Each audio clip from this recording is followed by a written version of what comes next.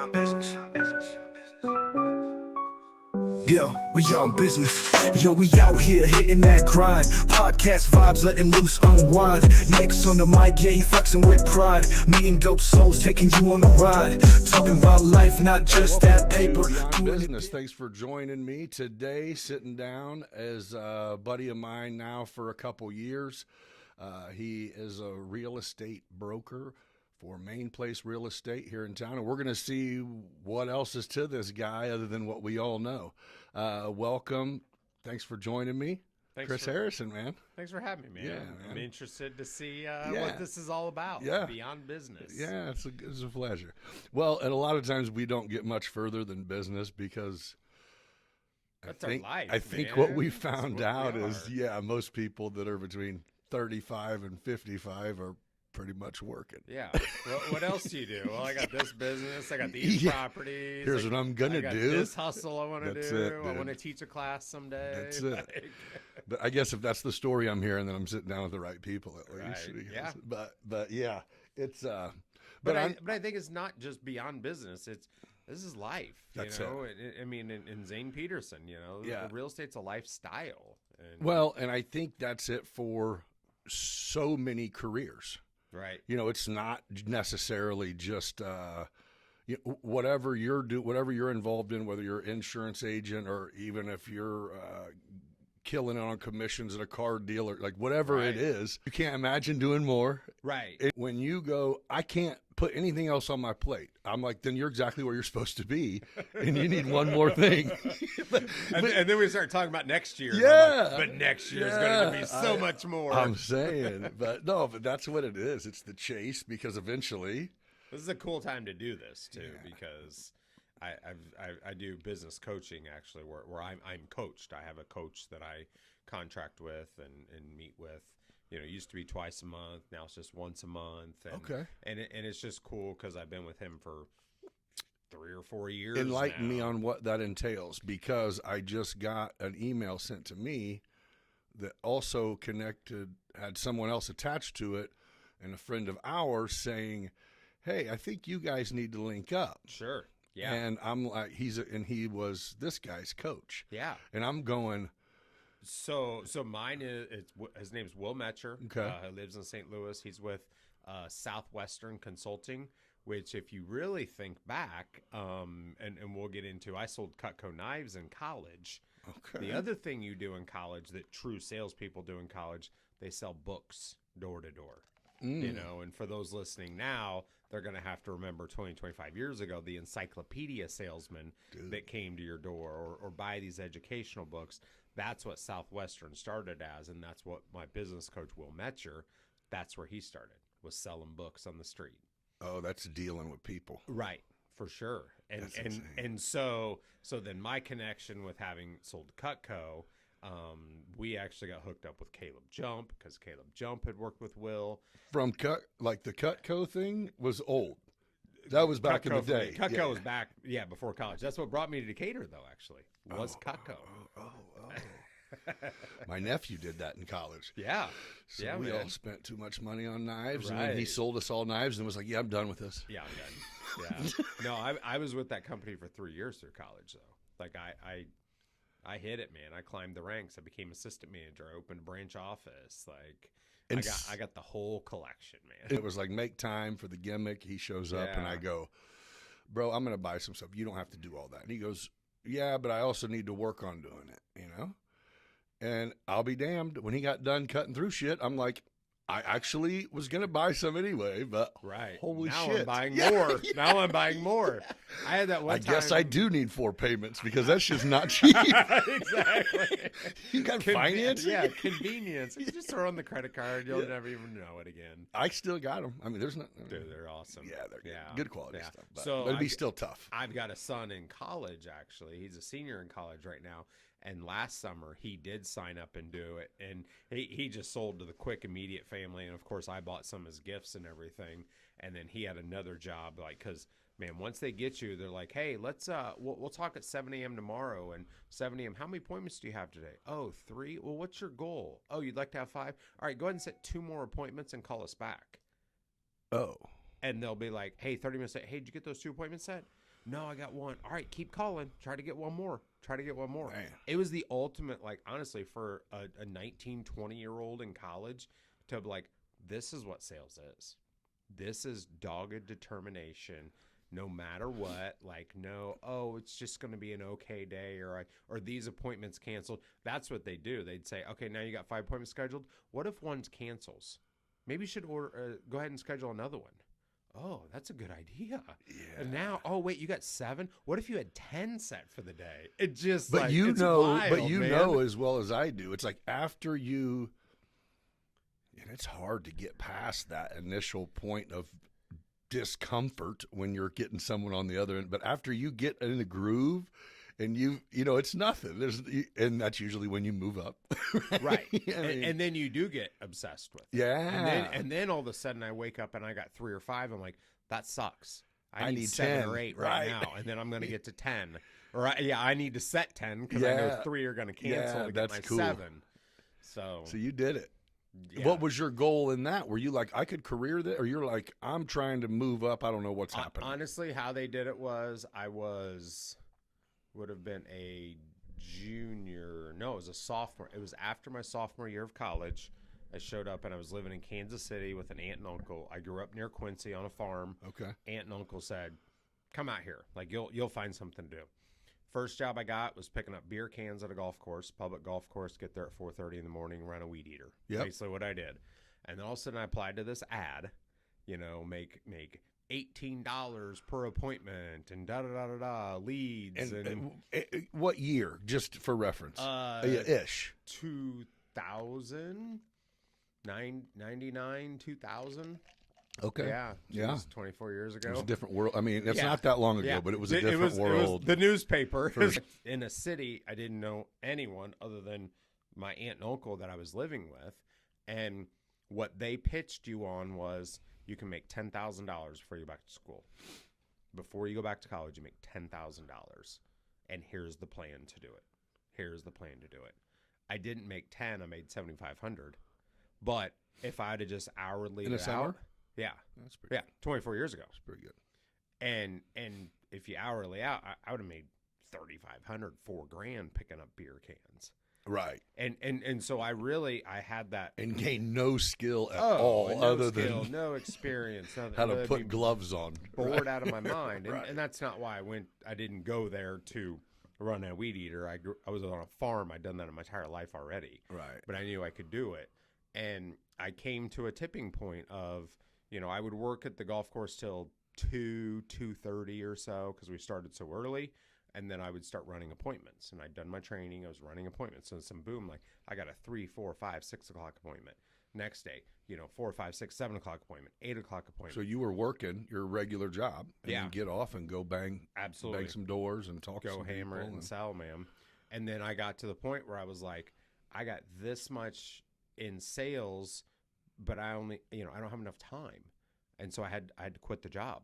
And dude, then I was in. So here's my Then it was question. all So in. that you answered that ad what in your junior year of college? It would have been before my junior year. Okay, so first taste of going in a direction of anything other than I refer to career as like a job that you have a Yeah. pension and a 9 to 5. Is there something that made you go, wait a minute? Sales. Was that where you were gunning from the jump? And I didn't. Or did even, that give you I the didn't taste even of it? know that word at the time. Sales or be Mm-hmm. a salesman. It was business administration. I was an FFA in high school. Future Okay. Farmers. I had my own little plot of ground that my grandma rented to me. I had a herd of hogs. So you're a that were farm boy. mine. Yeah. From what part of? Hancock County. Okay. Bowen, Illinois is the name of the Okay. town. Over between Quincy and Your Macomb. family still farm? My brothers, one drives a truck hauling hogs for the area. Another one works on the supports the farms. They own businesses too. Right. They own a trucking business and a hog pumping business. My dad lives in the same house he's lived in his entire life. Look, there's And still lives there's on the some 100 acres There's that some he grew up cash on. in that hog farming. I mean, Yeah. that's everything is big. Yeah. And just people don't look at it like that. Yeah. And what are you, city slicker? Or like the Oh, city? yeah, exactly. You're the city slicker. Uh-huh. Oh, I am. I'm the soft one. Too. Right. Yeah. When I go home, they're like, "Let me see them hands. Them hands look pretty soft." You're like, we get Yeah. monthly manicures. What do you want me to do? I shake hands, bro. Right. Yeah, these are my money makers Yeah. right here. Paper cuts. Right. Cuts. No, Right. that's funny though. Yeah.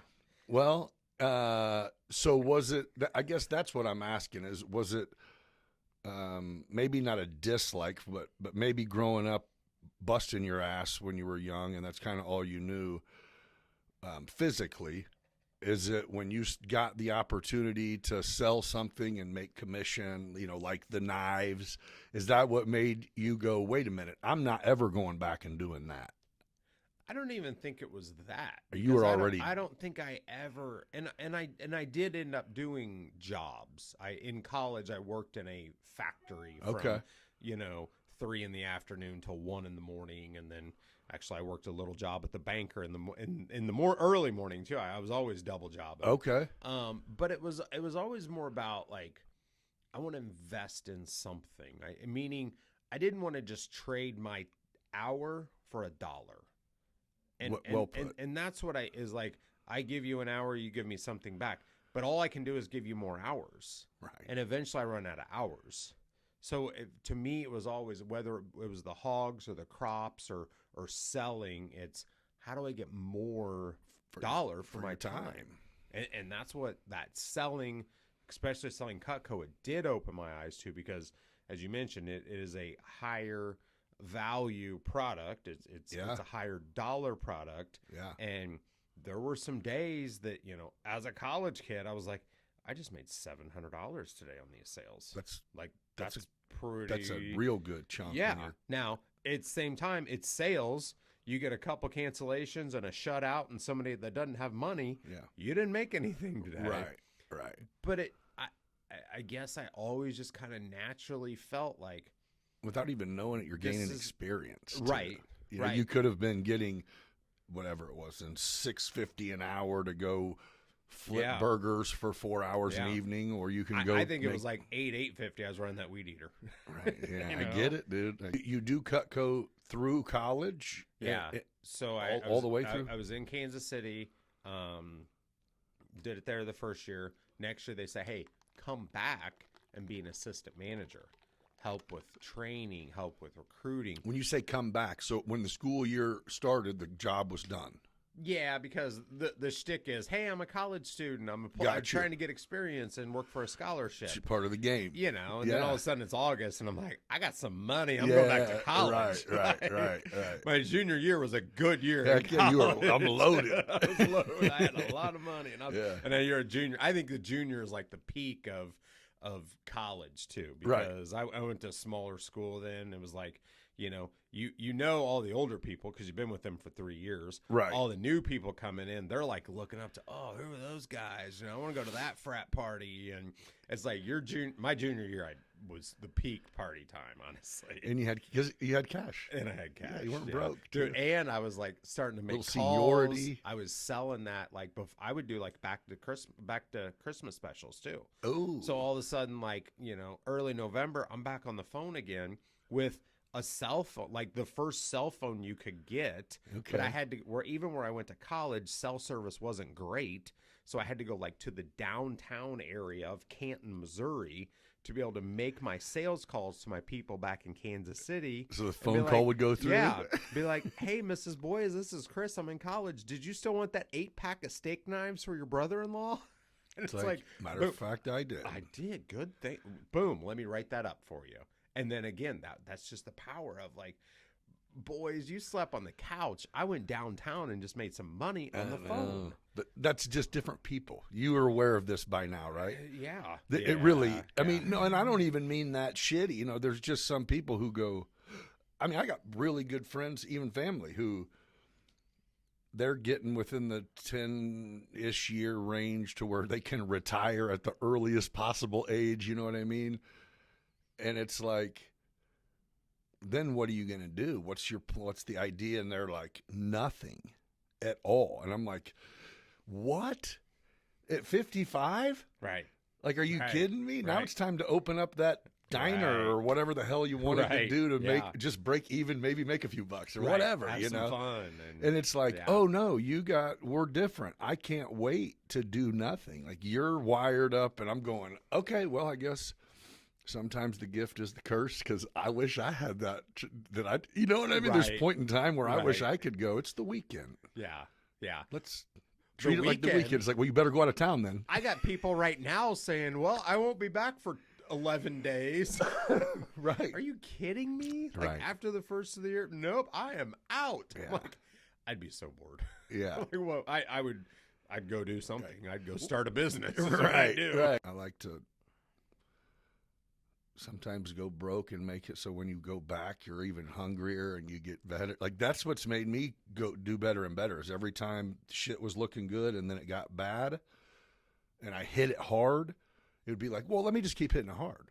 Right. You know what I mean? Right. It like produces the new norm, and it works. Well, and I think another analogy too is of when you're in the hole, they say stop digging. When you're in the hole, stop digging. At the same time, yeah, stop digging down right, and right. start digging that way. Right, we're and just gonna that make this way. hole bigger. We'll but just make that's make the hole bigger. Like, let's slope the slides a little Yeah, bit, so no, for we can real. all get out of here, and others will come in with us. No, that's cool. Well, and I mean, going all the way fast forwarding up till today, it's almost like the best way that you can make more value with your time is having people who do what you do for you while you're doing what you do. And you seem like you've pretty much just mastered that, because it seems like you guys got a bunch of agents, a bunch of signs, and a bunch of yards. You're doing, you know what I mean? Your presence is there, and you seem to keep a pretty good wrangle. I don't really know if there is I know there's a seniority thing, but I don't know how it works. I really don't know. Like, is everyone that works for Main Place, if they sell a house, do you get a piece? So I don't mean to pry, but you know what I'm saying. Let's open this up and then decide how much of this we want to let out. Okay. Is that cool? Yeah, for sure. Because I want to see if I can synopsis this. So Zane and I started Main Place Real Estate. Yeah.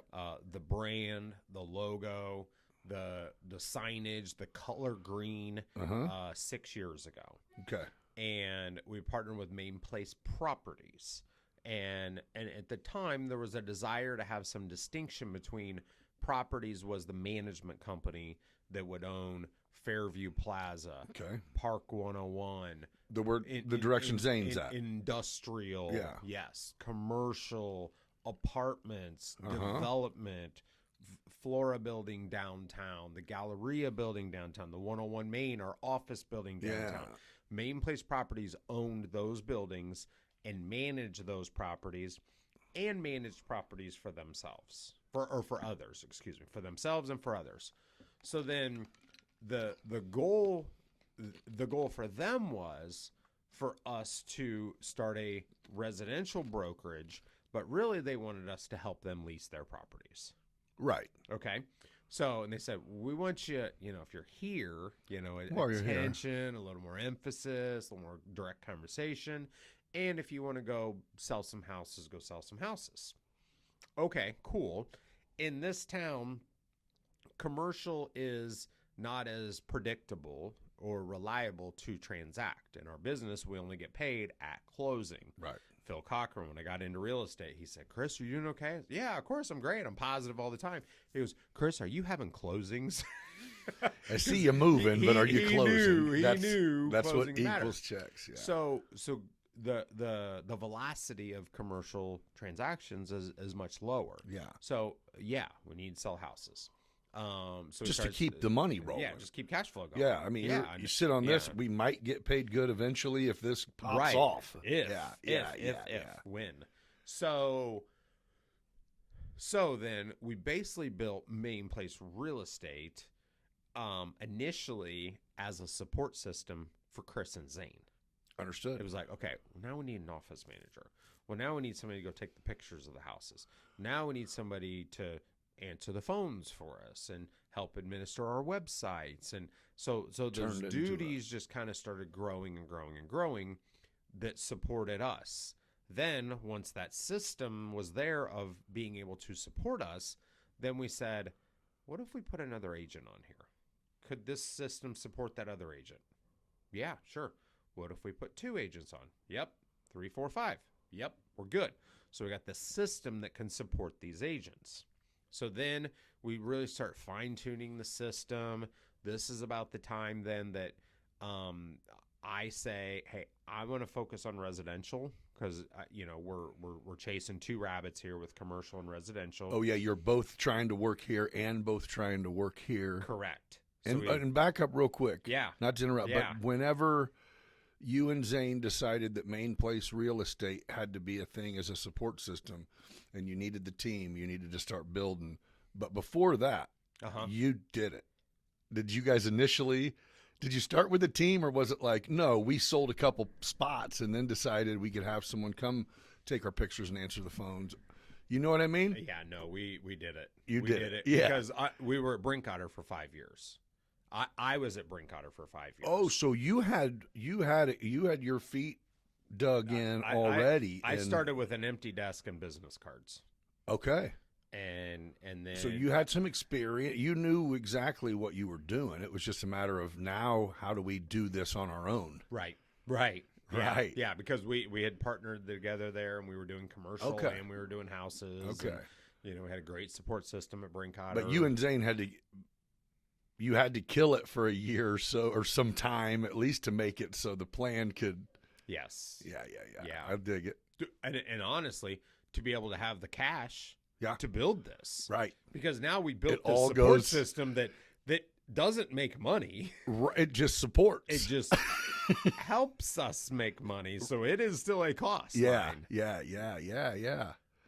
But yeah, so you're going, I bring another agent on, and if they're hungry. So I guess so there's a question for you is, at this point, when someone gets their, what's it called to be able to sell houses? License. Just real estate license? Real estate license, Okay, yes. so if I get my real estate license and come in and say, hey, I got this, do you go, okay, well, then you can have a job? I mean, or do you actually go, all right, we're going to talk, and I'm going to see if this son of a gun's on fire, Right. or if they are just trying to sell their mom's house? When I went through a phase of, and it was a phase because it was about 4 months of like, okay, now I've got the system. Now I think I can scale this system. Right. I think I've got 5 or 6 people on there. I bet it can handle 15. Right. Okay. So now I said, now I need more. I want more. I'm investing here, but I need, newly licensed agents to come in and to sell houses. I want to supply some empty desks and business cards for some people. Correct. Yeah. And then I'm going to support with my system. So so that's then the process of that's how you grow and scale, is you have this system here that supports more people. So whenever there's a property sold, does everyone kick back towards the system? Yes. You know what I mean? Yep, Obviously, yep. like Okay. you said, it's not a free system, but it Right. works. So now an agent comes in, newly licensed. We give them the training, we give them the forms, we give them the systems, the CRM, the leads. Your phone is ringing. And they already know what they're doing, right? Or not? No, they just are educated. That's a lot it. of They what have their we license. brought in. No, they've passed a licensing That's test. it. They've not been taught how to sell real estate. Total, just like anything, the education Correct. is totally different than what Correct. really needs to happen. Correct. Gotcha. Yes. Okay. Yes. So that comes in. Now when they sell something, they make their percentage, and a percentage comes back to the house to cover the overhead. Well, and that's the perk of the sign in the yard and the phones blowing Absolutely. up and the website, the Yeah. pictures, Yeah. who are you going to call at 9 o'clock at night when you got a question? I bet a lot of realtors that are just agents. I mean, I'm guessing like you were at Brinkotter, they did the same in their own thing. They don't even realize the stuff that goes in behind being able to grab a sign and throw it in that yard. You know what I mean? It's just like, hey, man, Yeah. this is the part. Or this is the part. Or they don't pick up the sign and bring it back, and It's then like, now 6 months later, I'm there. ordering 25 more signs that It's just money, bro. $100 a piece, Yeah. and yeah, Yeah, it's easy to not know what's going on. right, You know?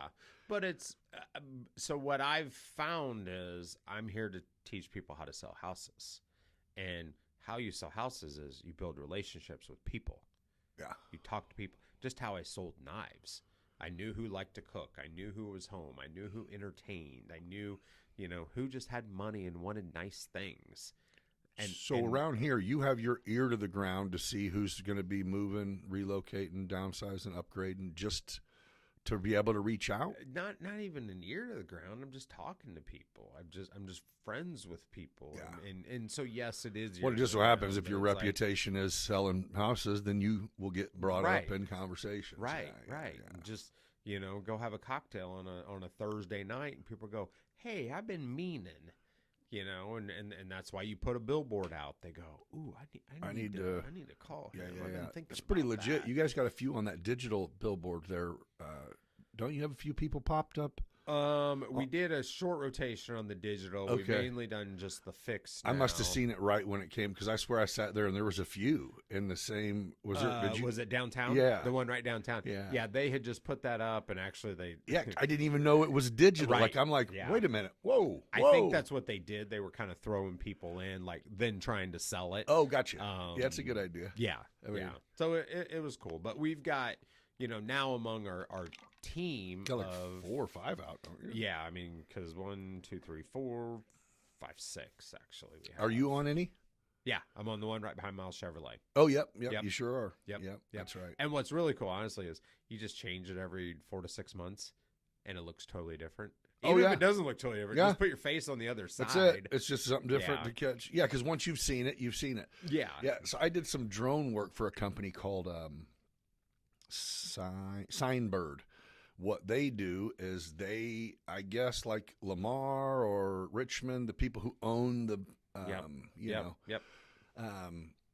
they are the marketing company that goes and sells the space on Richmond's billboards, digital billboards. So, So I was tasked with, I mount a GoPro to the front of your car, drive past it in that direction, drive past it back, and then it was like, go 20 feet in the air, and so being that it's digital, you have to set your camera to certain, what I mean? How it doesn't, it's like the shutter speed. Screen, exactly.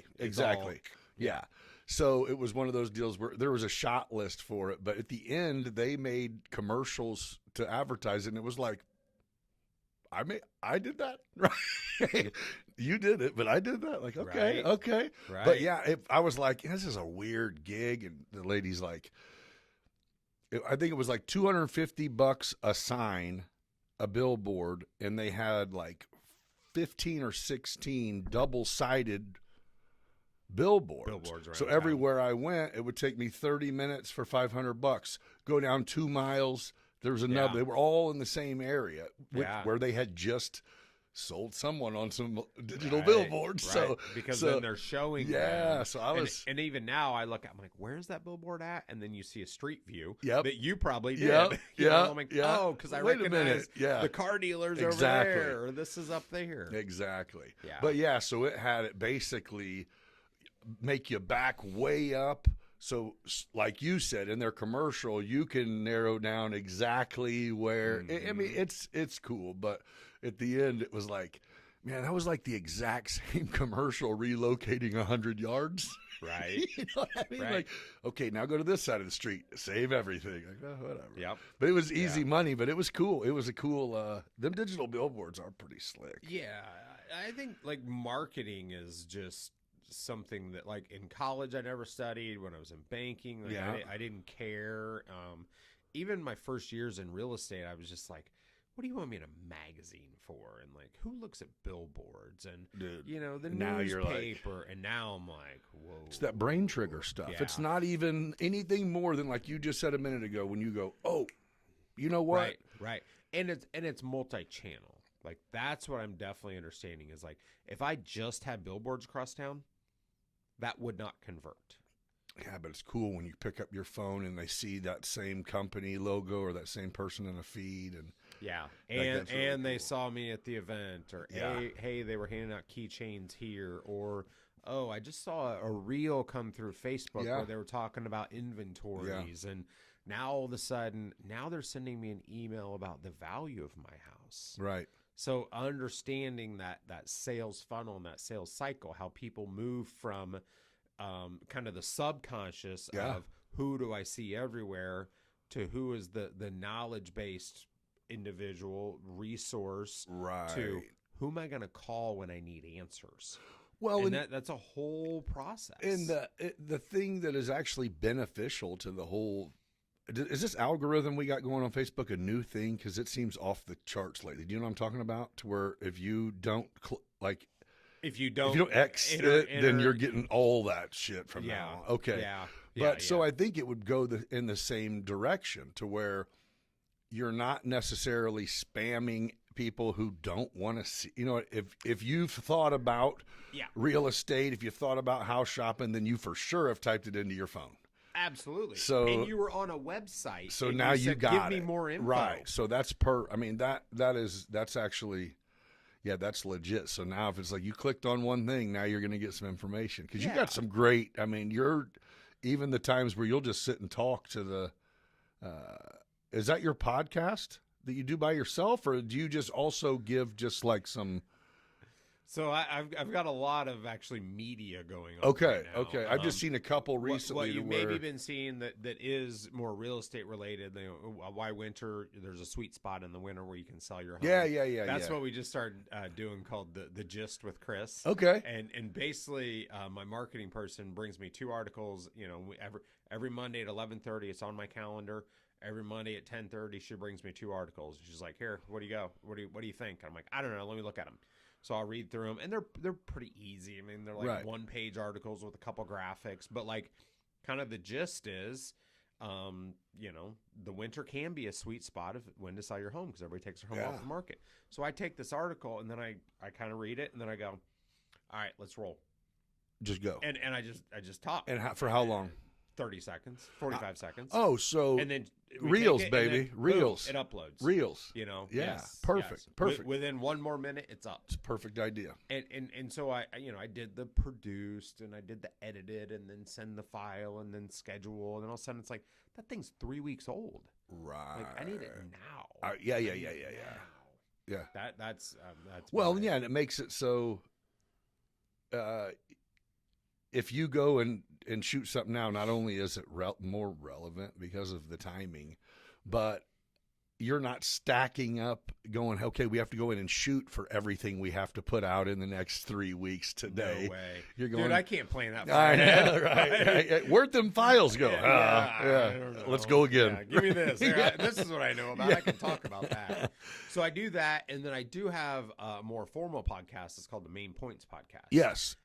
I've seen it. I've seen that too. Yes. So we had really our what I'll call season 1A came out this year because I did it last year actually more informally with Justin Taylor, just camera, some lighting. We literally like the day before would be like, who are we filming tomorrow? Are we filming tomorrow? I don't know. Maybe not. Maybe next week. Let's see what happens. Yeah, let's see what happens. So it was cool though. We had a great experience. Now I've got a system where like I'm booked out for 6 weeks. Perfect. I know who I'm talking to. Perfect. In that time frame. That's so good. Where we're actually at right now is I have 10 episodes right now in the oven. Perfect. That are going to be coming out in the spring of 25. So that was my idea. This wasn't supposed to start until January 2nd, and I was just going to shoot some to have some in the bank for if I wanted to disappear for a couple weeks or whatever. Start dripping it out.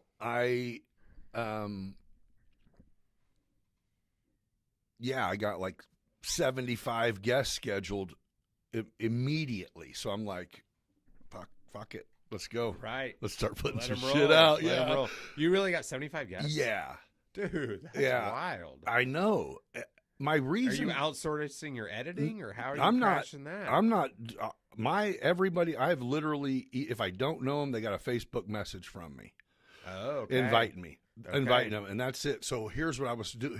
And it worked. I felt a lot more special, Nick, until I heard this. No, 75 people got Facebook message. No. If I know your phone number, then I just everyone that I hit up on their phone, they said yes because it's almost like, for sure. Well, you know my number, so I guess I got to come. No, but it was originally when I had the idea to do it, I think that was my hesitation is I'm going, I don't know who and what if people, I don't like the idea. And it even happens in the drone thing where I'll see realtors out and it's almost like they feel like they have to say something about not having me do drone work for them. And I'm like, that's not what I just am available. You know, like, you know what I mean? The awkward, and I didn't want to make it. So I'm inviting people. Then I see everyone everywhere. And it's like, oh man, I got to come up with an excuse.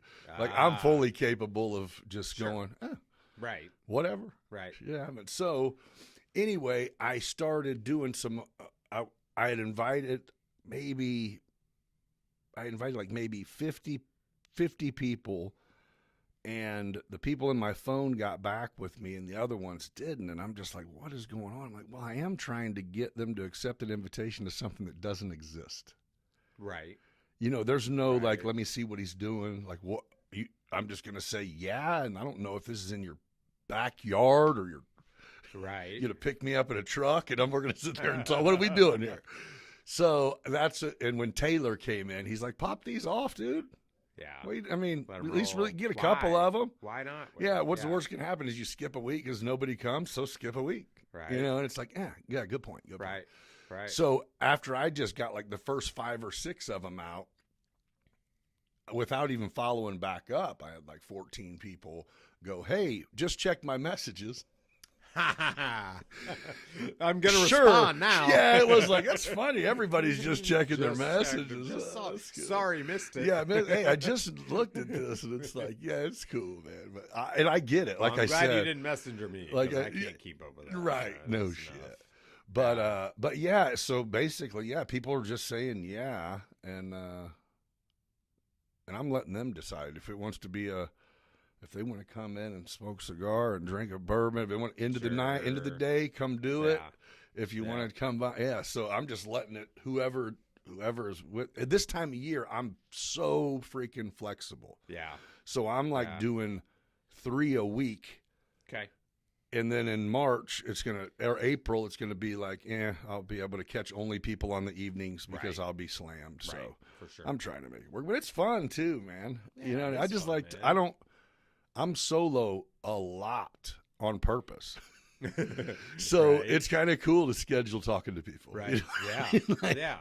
Well, and I think talking to people that are in business but in different businesses just opens your eyes to, you know, ways of doing things, how they can relate, doesn't relate. Oh, I've realized so much to learn. Even, and you're one of the people too that I've realized, how much really we can probably all learn from each other, even when we don't work in the same. Right. You know what I mean? And I think there's a missing piece of that. There's so much that is missing, I think, in the camaraderie of business and business people. And, and I think, you know, back to, 22 years ago when I started in banking, and it was like, hey, Wednesdays was Jimmy Ryan's, Thursday was poker night, and Friday was golf, and I just think, socially and family wise, like different things have changed, at the same time, dad was never home. Dad's playing golf all the time. Dad's at work. Dad's drunk. So that tide has turned back the other way,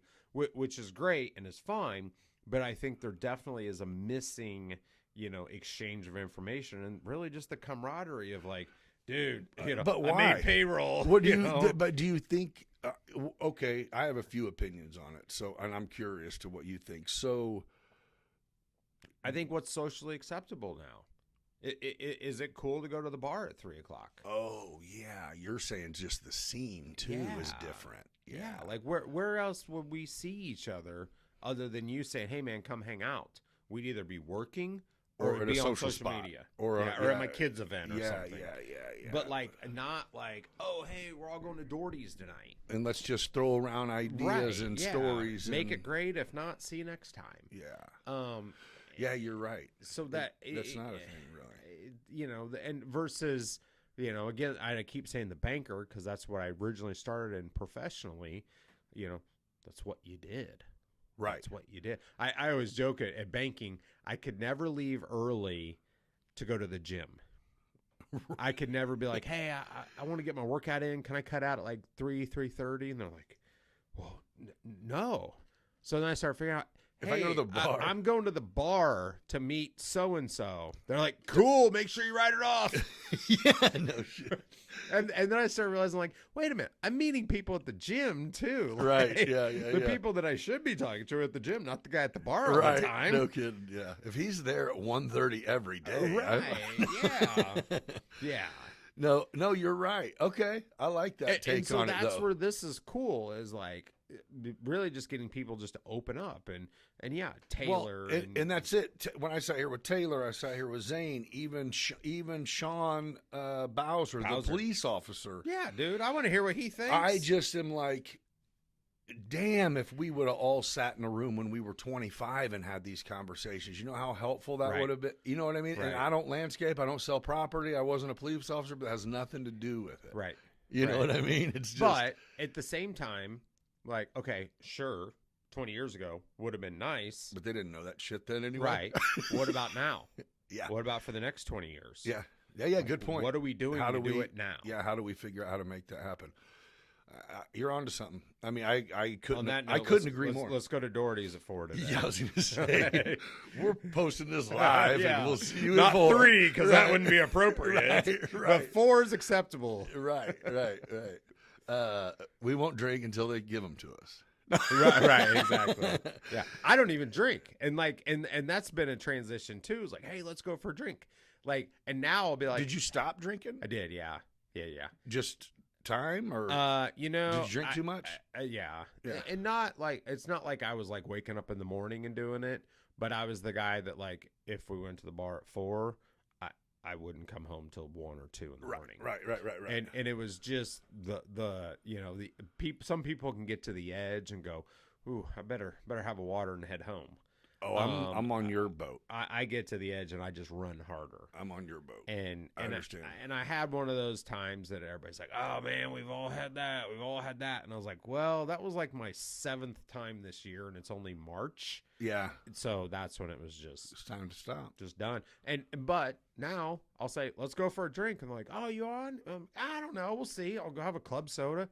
I've had a drink. I had a bourbon when So the it's Chiefs won the whatever. Super Bowl. Like, you Yeah. know, but like, I'm not going to have 3 beers. That's for sure. Right. Because I don't want that. It's Yeah. not, beer's not going to do it. Right.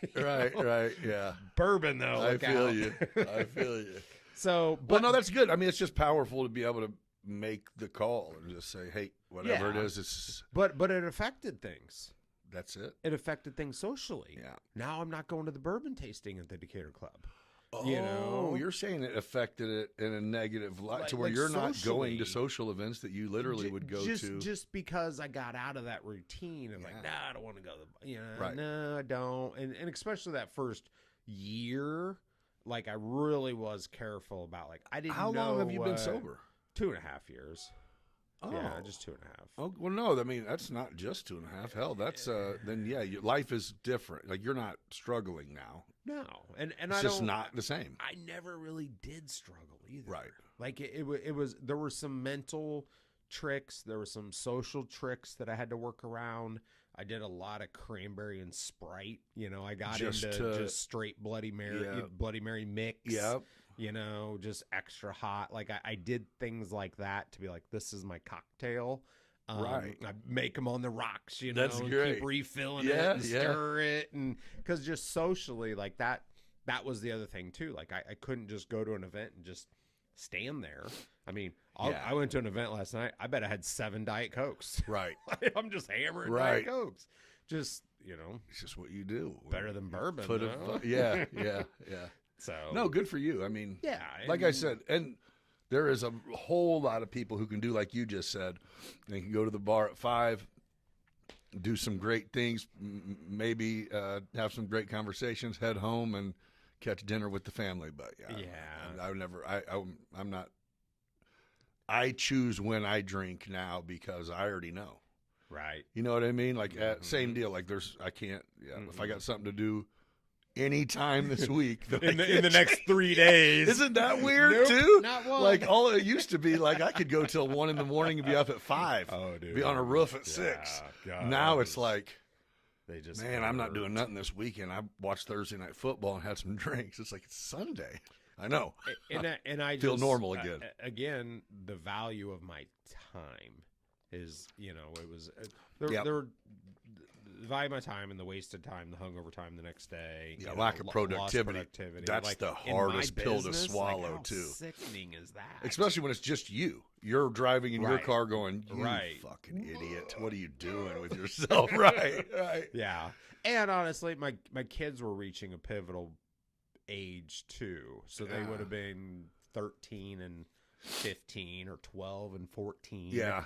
They're paying attention. We were boating a lot. Uh-huh. Like that, well, so this was COVID. We became COVID boaters. And so we were just getting wrecked every day. That was popular. And it was just like, now all of a sudden my son's driving the boat home because I'm too wrecked. Yeah. And that was just like, that's not good. Like, what am I teaching them? And now, when you're 14 and 15 and 16 and you're on the lake and it's like, oh, this you're is when we 16, drink. Go ahead and have a beer. No problem. And so, and I'm not like, I'm not an anti, like, I mean, my kids are going to I want them to experience. Well, like in you a said, safe I'm not way. never drinking again. I just needed to not drink. Right. Shit was getting out of control. And I man. just want them to see that, like, that is not a way of life, and that obviously they've seen the negative consequences of it. But for them to be able to see that, like, you can get away from that negative consequence. And now I can truly go, see all that dumb shit I did? Yeah. Like, you're going to do dumb shit too. And that dumb shit is enabled more by alcohol. Right. Yeah. Along with many other things. Yeah, but there's nothing like that. When you're younger and you wake up and go, oh man, who'd I call? Who'd I? Right. It's well, good for you, bro. I mean, yeah, but it kind of comes with having your shit together. But I still like to commend you for it because hey, it's I'm not that you were even there, but man, alcoholism and addiction—it's a real deal. It is. It's a real for sickness, sure is. a real thing. So. Whether it had a hold of you enough or not, at least it don't. I'm just thankful that I was able to just, quite honestly, just kind of easily quit. Like, Good. I really just kind of made the decision. Yeah. And it was time. When you can look around your house and see reasons to do it, that helps too. You know what I mean? You got your kids and your wife. And Yep. Good. Absolutely. But I'm sure them boating times and COVID were money Dude, too. we had some great times. Everybody gained 20 pounds in gosh. alcohol addiction. Dude, the lake was wild. Like, people didn't have boats. They were out there just floating. Yeah. It was wild. Yep. No one's checking stickers. No, exactly. That's great. Yeah, man. Well, good for you, dude. So what is your wife, does she work? Yeah, she works at St. Teresa High School. Okay, yeah. My kids are sophomore and senior there, and so she's there. They all get to pop in once in a while, and she knows who the kids are, and the kids know who she is. Okay. So, okay. Which is actually interesting because when I was growing up, I had two younger brothers on the farm, and so what most people did when they needed money and had a bunch of kids was they became a babysitter. So my mom was the babysitter. Yeah. For the teachers and whoever. But then when my youngers went to school, she went to work at the school, which was literally like across the cornfield from my house. Right. Like you could see it. You right. go out this way to get to it. So then she was a school cook with the school there for 20 plus years after that. But it was like, she's listening during the food line. She knows who got in trouble earlier. Yeah. She knows the principal came in to vent and be like, you wouldn't believe what just happened. Like, she knew what was going on. And so really Debbie's kind of in that same position now. Right. Which is good and Stay timely. close to the kids. Yeah. She was home for the when I got into real estate. She was in banking also, banking in a real estate title company. Okay. Then when I got into real estate, then we were both like busy. Right. And literally there was one night I was home. It was 9 o'clock at night. This before kids? No, when we had our kids. Oh, okay. Our kids were like kindergarten age. Oh. And I was 9 o'clock at night emailing her. she's at the office. And I always say, I got no idea where my kids were at that time. we lived in the West End, and we had like awesome neighbors. Right. Like, so they Anybody were somewhere. see these little people that live here? Where's the Harrisons at? Yeah. So once real estate started popping, she started staying home and Right. basically just keeping the kids where they need to be and in line and all that. Right. So Right. Yeah. So you have one in college too, you said? Yep. Yeah. Yep.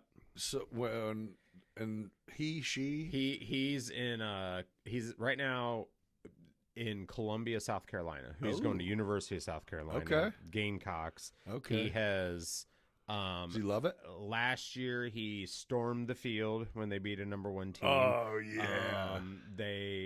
He's been to Clemson 2 years ago, stormed the field there. Memories, baby. Stormed the basketball court, I think, last year. Again, this year was on the field for like one of his last home games. He was there on the field, because I don't remember who they beat, but cops were like multiply telling him, like, get out of here. Time to go. And I'm like, hell yeah, dude. Like, keep taking pictures. Yeah. So he's definitely living the life. college SEC experience. What's his plans whenever he gets done in school? Logistics and supply chain management. He has a job with GXO Logistics, Okay. which is a third-party warehouse manager, basically. The easiest way to describe it is when you order a pair of Nike shoes end up at your house. When you go, these aren't quite the right size, they don't go back to where they came from. They go back to another warehouse that is like a funnel, a reverse distribution, and they just collect all of Nike's returns. I got you. And then sort them out and push them back out. So he did an internship with them last summer, and then they offered him a job, and he's kind of floating around for a while, and he's like, In South Carolina? so he's going to be in a development program where they're going to put him in a rotation. He's going to go to probably 2 or 3 different locations over the next 2 or 3 years. It'll be in that South region, North Carolina, Georgia, Tennessee, Virginia, maybe something like that. So will he come back around for Christmas, like for the holidays and stuff? Yep. He'll be back.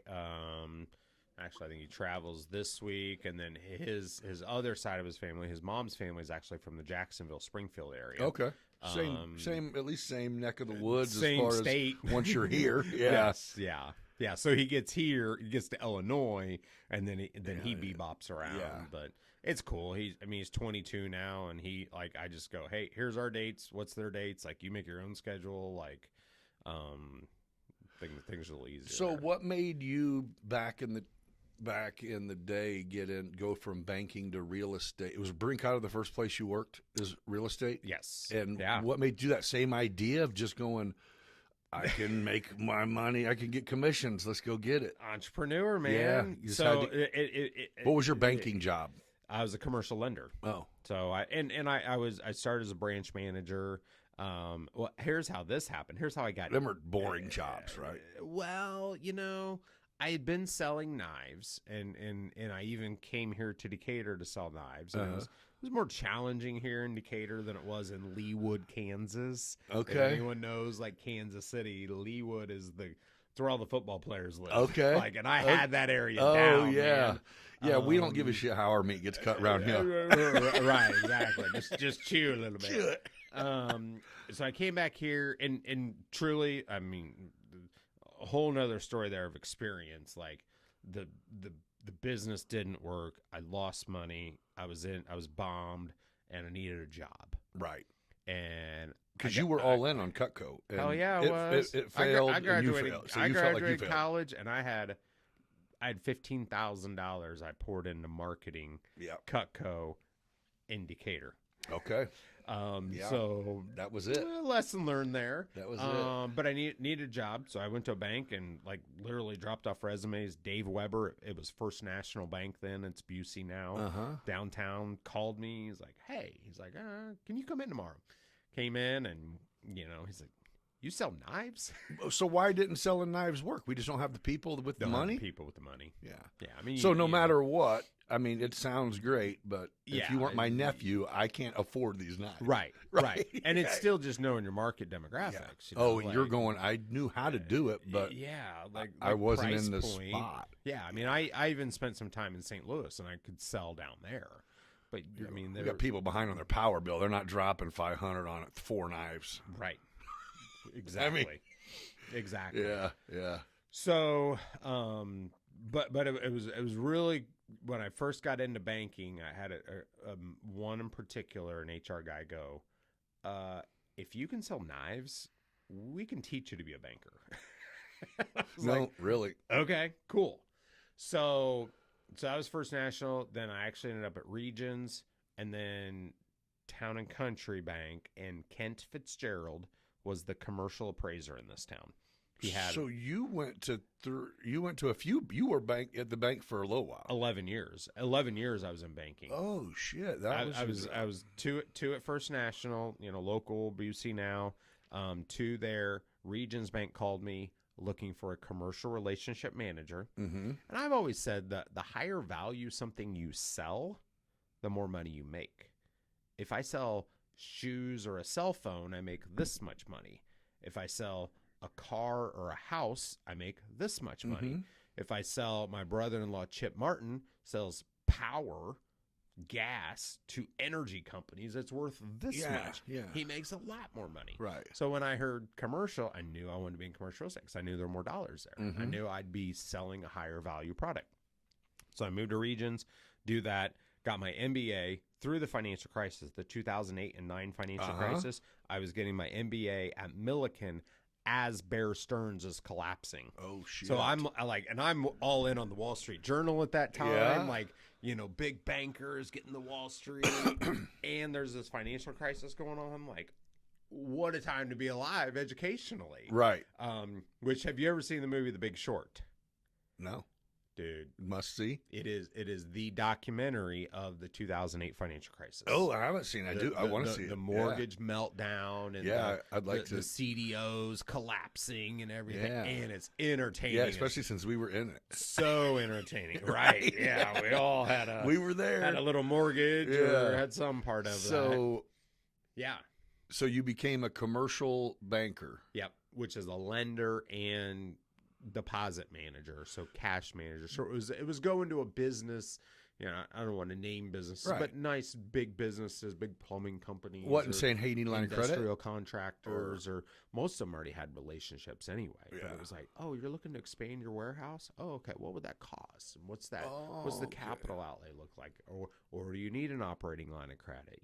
Looks like you've got $500,000 in receivables, but you also got 300 in payables. Let's if help we give you a $200,000 or $300,000 line, And as a banker, do you get a salary or they're Yeah. Okay, Yeah, so you just have to do your job. I mean, you're not selling anything. You're just trying to provide them with what Right. they need to do what they're doing. Right. Yeah, okay. So now that there were some sales components there, because then they started saying, how much new net income can you produce? So if I do a loan, what's our spread on that loan? Okay. Yeah. Versus how many deposits do they have? So if you've got $100,000 in your checking account or operating accounts on a flow, and you've got $1 million in loans, well, I'm not paying you any money on your checking account, Right. but yet I'm collecting interest on your loan. So I've got $100,000 of no cost that I can loan out to you. So you're going to get Gotcha. a better rate. But that extra $900,000 I'm going to loan to you, I got to go take from other deposits or CDs or investments that have a higher cost of funds to them. So they calculated all that to go, okay, now we'd like to see you produce, $150,000 of new net interest revenue. Then the other thing they'd say is, oh, you found somebody that has $1 million of deposits. Well, we could take that $1 million of deposits and loan it over here. We know you don't have the loan, but somebody else has a loan for $1 million, and we'll give you this much credit. Oh, there's for a little those more to it than deposits I you brought thought. in. Yeah.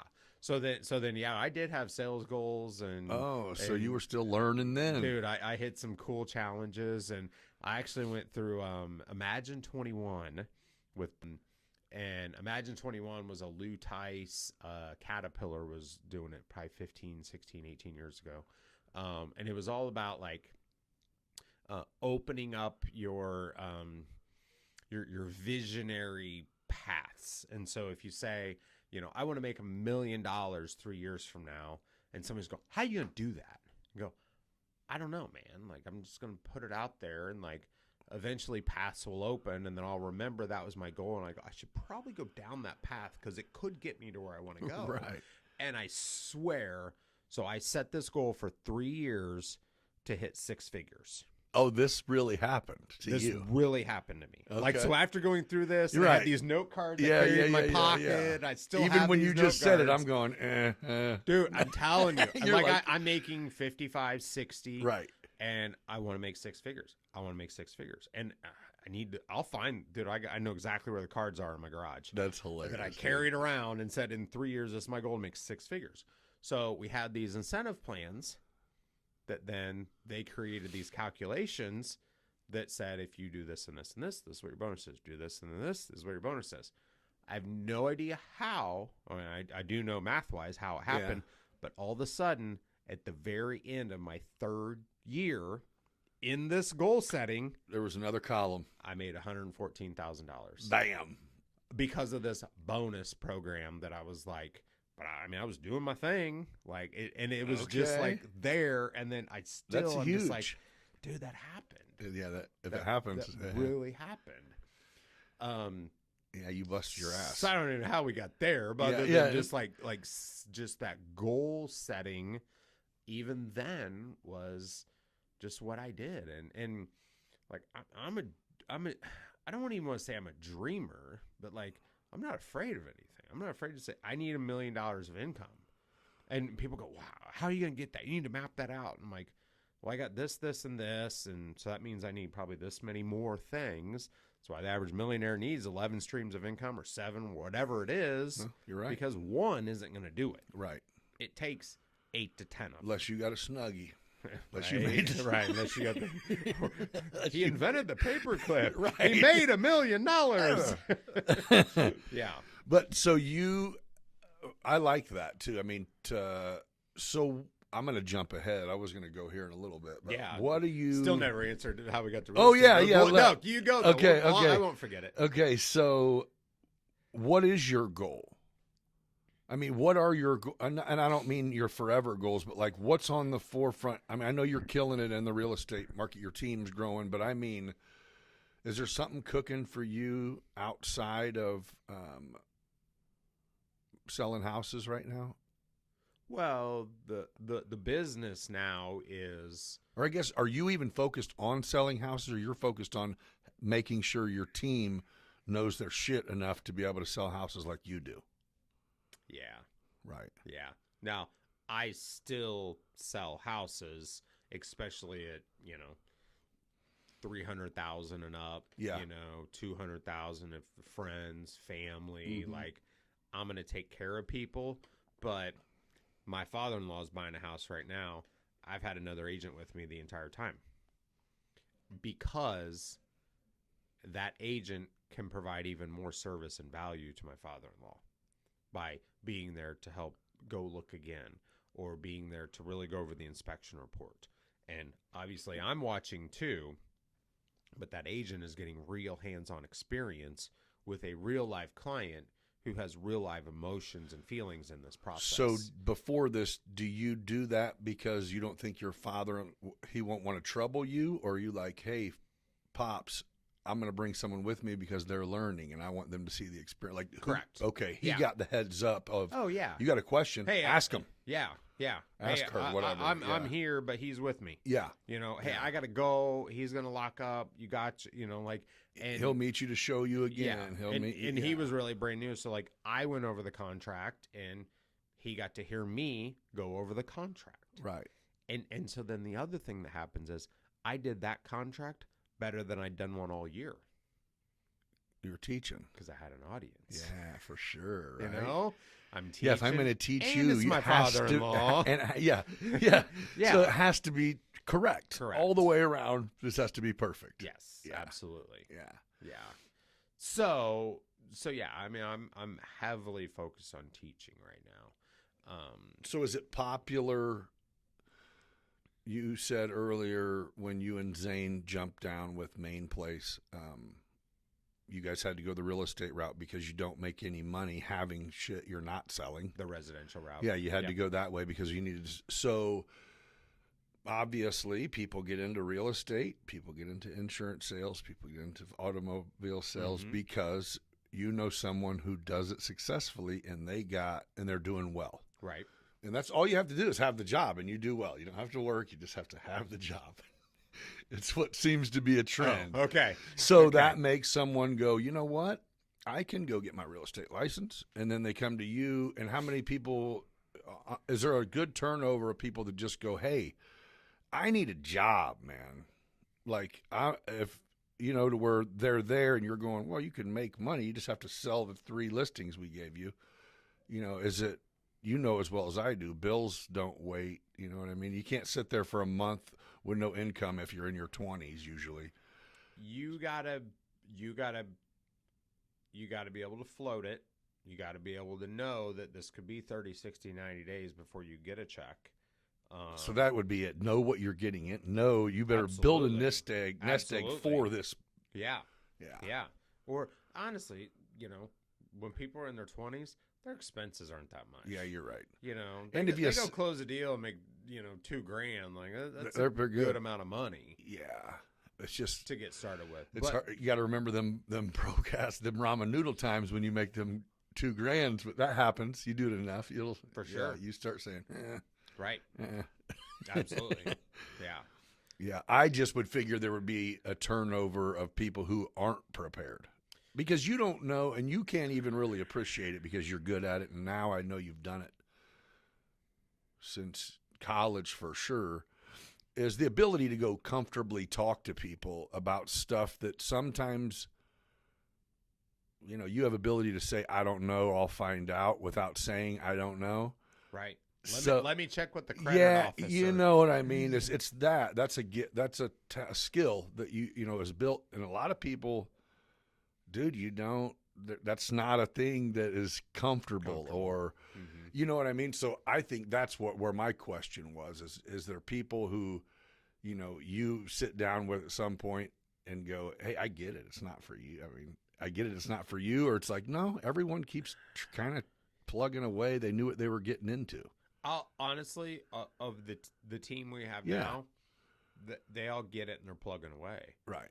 It's hard. I mean, and I've got a lot of people that are, because they're working for themselves. Yeah, absolutely. Right? I mean, essentially, everyone's working for themselves. Yeah. I've got the majority of our company right now is under 18 months in the business.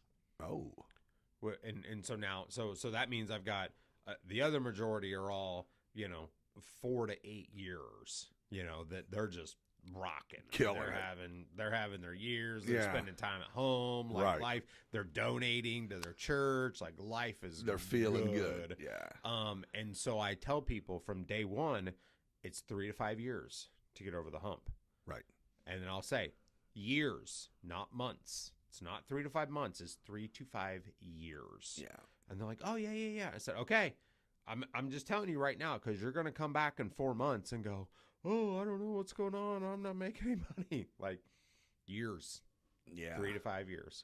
So yeah, you got to be able to climb. You got to be able to grind. You got to be able to not, you know, somebody's like, oh, you need to calculate your time and how much time you have with that client and find your value per hour. And I'm like, nope, don't do that. You don't want to know the number. Yeah. You don't want to know the number. Yeah. But you just keep pouring into people. And then that's how you truly build a relationship. You build a business and you build relationships with people. It's just by pouring into them. Do you have anyone? Okay, so you guys, Main Place Real Estate's what, 5, 6 years old? You said 6. So do you have anyone that, let's just say, out of the first couple people you took on, or any of them with you, and like you've kind of, you know, you've seen them right when they started, and they're with you still, and it's like everybody. Oh, that's all of them. I mean, honestly, I mean, even Zane. Yeah. Like Zane came in and I'd been there like a year and he came in and Carla put him right outside my door and all of a sudden he's out setting up tables for open houses. He's door knocking the West End. Like he's taking pictures with his dog in his front yard. Like he's hungry dude too from the very beginning. Yeah, it's a good match. You guys are a good match. And it took a year. It took a year of of us kind of being around and me watching and honestly my business growing. And then it was one night he came in, he's like, if there's ever anything I can help with, just let me know. And I was kind of like, you sure you mean that? Yeah. You know, Wrong statement, sucker. Here you go. And we actually had the Wood Mound Plaza. Uh-huh. We'd had it for sale for an estate, for a trust. They had it appraised for some ridiculous 1 point, Right. blah, blah number. We dropped the price. You know, I'd been on it 6-8 months. I was exhausted. I couldn't do anything. And I just said, refresh the marketing. We're going to drop the price again. Go back to all these people, you know, just figure it out. And literally, you know, a week later on a Saturday night, I'm sitting at home and I go, what about these people? and I reached out to them. They bought it. They closed. I gave them 50% of the commission. And that was the start of our partnership. Yeah. And he's like, I didn't do. And I'm like, you did though. Because otherwise I was going to say, You're like, that shit was take on the listing. shelf. Yeah, it was done. Yeah. It was I had gonna go to tapped out somebody already. else. Yeah. And he was just that breath of fresh air and that extra energy to keep me going. Right. And so just, you know, knowing where he was then, Yeah. you know, and honestly to where he's at now with the commercial stuff he does Yeah. is amazing. I mean, the best way to give this analogy is all the big brokers, all the big corporations that have their brokerage companies of JLL or CBRE and anybody up and down the East Coast, they call their Atlanta office and say, hey, we need something in Illinois. In JLL, they hear Illinois, what do? They call Chicago. Right. So you call JLL in Chicago, hey, we need something in Decatur, Tuscola, Effingham, Bloomington. Yeah. You think them Chicago brokers of JLL downtown are coming down to Bloomington? No way. So Zane has built this network. So now with all he's their those go-to guys. guy. So Atlanta calls Chicago, Chicago calls Zane Perfect. for multiple companies. I mean, that's beautiful. Multiple companies. So again, just seeing the way his vision is even way beyond mine at times too. Yeah. Like there's times that I'm. Yeah, I more was impressed cautious talking to him because I've known him for quite a Yeah. few years, but I'm just like, damn, you got smarter over the last 5 years. Didn't we all though? You know, but I like, you dug in. Okay, Yeah. fair enough. He dug in. Or he became a specialist in something. he you know dug what I in, mean? To you where know. listening to him, it was like, you do make sense, but you just went right over my head there, buddy. and he knows it, you know, and the Good for you 10,000 guys, hours to be an expert too, Yeah. you know, like, yeah. dude, we're pushing 20,000 hours, you know, 10 years in the Right. business. I guarantee, and the way we work, the way he works, like, Yeah, you guys put like, in that work. it's just, and I don't have a billboard to say I work harder. I just do it, Right. you know, and he's the same way too. Yeah. Well, that's good. And you guys are both, I've said this to a few people, a lot of times when people are successful, and maybe that was a generation older than us too. It seems like you always knew who did well because they were assholes and the ladies were kind of shitty and snooty, and they might still exist, but I feel like for the most part, I know a lot of people who are doing pretty well for themselves. And I don't know if it's because, like, in your mind, it's probably the same way I am about myself, is it's like, I'm doing okay. I'm not going to go brag about it. You know what I mean? Where it's like, Right. oh no, you're doing fine. You're Right. You're doing fine. Just because you're okay is a lot higher than most people's. It's like, yeah, but shit could come crumbling down. I mean, anything could happen. You know what I mean? It's You too? yeah, you know, right? I mean, I'm For just real? saying, like, geez, it's And I think, like, you know, that successful people tend to be assholes. I think that's more of a perception and probably even more of a fear. oh, you don't think that's even for real? I don't. Okay. Because especially the people that came that built up from nothing. Like, Oh, really yeah. built it on their own. Yeah. Like, those are the ones, and I saw Taylor Dietz last night. He's Yeah. like, a lot of people, man. A lot of people helped over the years. A lot of people help. A lot Yeah. of people help.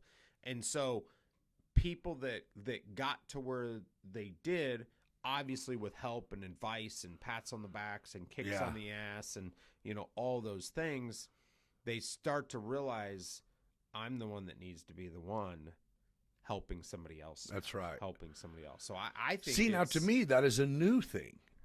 I mean, maybe again, we just don't. I don't, and I think it's even from my years in banking, like seeing people and the expectation of like, "Ooh, you better watch it. He's an asshole."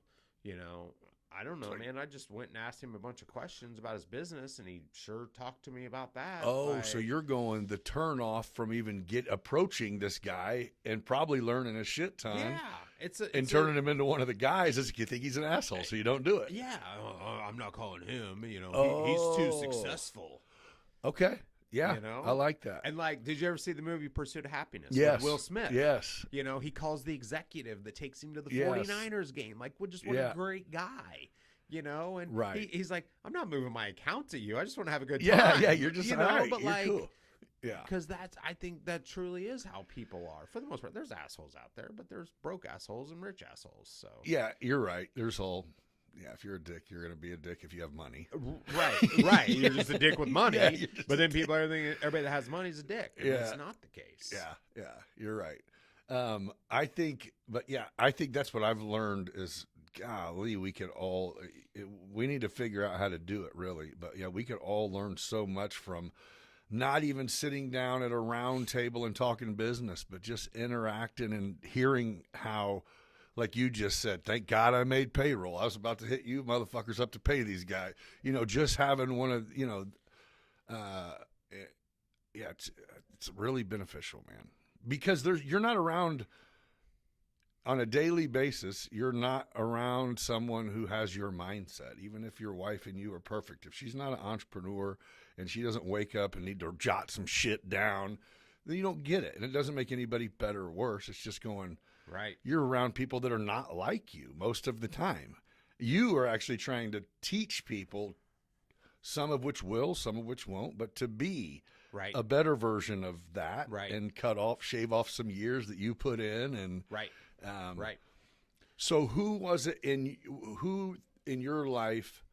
Because I know you kind of was the farm boy, college kid, salesman, banker, real estate.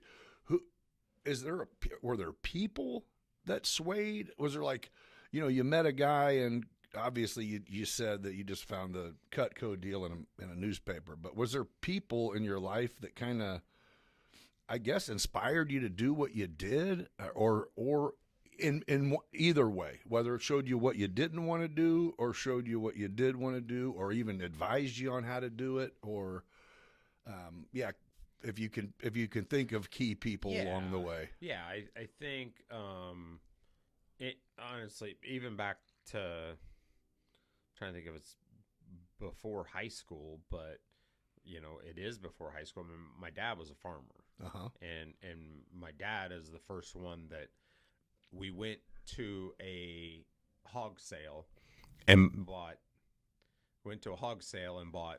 3 bred gilts. So basically 3 pregnant females. Okay. And brought them home in the back of his pickup truck. Had the little crate cage around it. Brought him home in the back of the pickup. And, a month later, we had 30 hogs. Oh. And so really, that was probably my first real life example of, kind of multiplication and scaling and growing and, you get little pigs, but then all of a sudden, those grow up, and then you take those females and then they get bred again. And guess what? You're going to have 30 more in about 3 or 4 months. And then in 3 or 4 months, you got 30 more. And so you were there for the start of this hog farm. You guys started it. Well, or you just, that was just a portion of it. Yeah. Let me back up. Actually, my dad, so I was born in 79, probably in the late 70s. He was very heavy into hogs and crops and ground, and early 80s were not kind to farmers. Okay. And he ended up driving a truck after that. I mean, farming did not work for him then. But then, we still had the farm, still lived on the farm. Grandma had some ground. He had some ground. And so it was as I got, gosh, I bet I was 9 or 10 years old was when we went and bought those hogs. And so it was kind of a restart in a sense. For me, it was a start. Right. But it was a restart for him. But it was, so, now we're 4 months down the road. So these 30 that were babies now are market hogs that are taking up a lot more space. Market 200 pounders that you make into bacon now. Yeah. Literally. And so, I just did that a week ago, actually. Oh. Literally. Oh. Yeah. Okay. I grew up doing that, and I went back. It was the first time I'd done it in, God, probably 30 years. Was it refreshing to do it? Hell yeah, it was. Yeah. It just, every bit of it, all the way from, he just came out of the barn to tomorrow we're wrapping him. Oh, that's cool. Every bit of it. So yeah, that was the first step. High school was FFA. I was in an ag sales competition, and we qualified for nationals and went to Kansas City. And what, selling your hogs? No, it was sales. They would put you in these situations. Here, they all started from the beginning, man. These situations where I would call a farmer down the hallway, when I'm practicing. Hello, Mr. Dick Myers. I've got your 30 bags of soybeans. I wanted to know if you wanted this variety or this variety, and I can come tomorrow at 10 o'clock, or would 2 o'clock be better? Like, I was taught that. Oh yeah, you're just a salesman. That's beautiful. And so that was high school. College, my aunt and uncle that I mentioned that I moved to Kansas City with, they were the ones that, again, compounding and, taking your time and expanding your time, and, selling is the key to everything. You bring value to people, and the more value you bring, the more you receive back. So everything along your way has been gearing the exact same direction. That's awesome, dude. Yeah. I mean, to actually make it to the destination. Ain't there yet, man. And who knows what that destination is. You're in a good spot. Yeah. But then, honestly, Regions Bank, so I was the first national small local bank. It was cool. I was there a year and a half, 2 years. Regions Bank, once a year, they sent us all to Belleville for 3 days, put us in hotels, fed us, put us in rooms, made us read scripts, put us on video doing these scripts, and then we'd come back into the classroom and watch everybody's recording on video about open-ended questions, needs-based questioning, features benefit questioning, like all these things. I was all about it. And hell yeah, I was class leader too, because I'm like, I'm doing this. I'm not afraid to do this. I love that we're on video. That's one of the things I'm missing in my sales company right now is I think we need to be doing more role playing and video practicing. Yeah. Because that was so instrumental for me. Dude, that's impressive. You know what's cool? That I don't know if you have anything to do with it or not. I know Blake does. That CEO group. My son's in it. My high school senior son is in it right now. So there's the Mount Zion one? Yeah. So St. Teresa has 5 kids. Is there one called Central Illinois? Central Illinois is Maroa. Okay. And maybe so I had a conversation, and I've heard nothing but there's great things about it. But I had a conversation with someone just the other day who used to, for the Central Illinois one, I think for a year or so, was a mentor, which I didn't even know exactly how the whole setup was, and she broke it down for me, and I was like, okay. And she goes, but what we did on day one was, everyone volunteering is a professional. Yeah. And we come in, and these high school kids roll in the door, and it was like speed dating. We networked with all of them, and she's like, we are pretty much leading. It goes from the first time we all meet, we're like trying to lead them uncomfortable ass kids and had a conversation. She's like, the reward of like 3 months going by, and these kids coming in with blazers on and opening the door, and it was just like, dude, that's stuff that you don't learn, like really important things. You can be a brainiac, dude, and you can be this. Yeah, you could be the smartest person ever I guess you can still be successful, but you can't be happy if you can't communicate. you can't talk to people. But you know what I mean? It's like just to be able to have the comfort. I think just being having the fear of talking to people removed is crazy before you go into college even. You know what I mean? Because I think you take a speaking class not because you need to learn how to speak. You just need to learn how to talk without it mattering, and it doesn't matter. There's my wife sent me a book recently, and I've known about this book for a long time, or I've known this adage. But my son Jax in high school just hasn't done great in school. He's doing great now, senior or whatever. But it was always just harder. You know, right? It just didn't click, and the formatting and just the comprehension. And finally, my wife found a book that said why A students end up working for C students. So the brainiac that becomes the engineer or the lawyer or the architect or the accountant, who do they work for? Yeah, company. They work for a company that, you don't have to be any of those to own the company. That eventually, some startup like ourselves is going, man, I really need an accountant. No shit. Like, and you're right. And so it's like the different personalities of who can start the company versus who do you need? You need the brainiacs. Yeah. So the brainiacs become that because they want to work for that company. Absolutely. Absolutely. I mean, right. It's full circle. So the CEO group, they came into our office, and I went out around the room. I said, obviously what's your name, but like, what's your interest? Like, what about business are you interested in? And I'm telling you, it was construction, architect. They had answers. Web guy. Yeah, they all knew. Sales, marketing, legal. That's cool. And I look at them all and go, you all are going to do business together. Yes. You're all going to end up working with each other. Yeah. You're all going to look back on these moments and be like, I remember when we met our senior year in CEO. Yeah. And that's what's really cool for this area is to have all these entrepreneurship based kids. Yeah. Networking with other entrepreneurship focused kids. Yeah. You're really good. I'm going to look into that book you just said too, because I'm stuck on that. It's like, Yeah, I'm guessing you weren't an A student. No. No. Fuck no. I'm a barely made it by school student. Absolutely. But look at you. Yeah. But you got an accountant. I was going to say, that's the most, I tell my son now, if we're going to use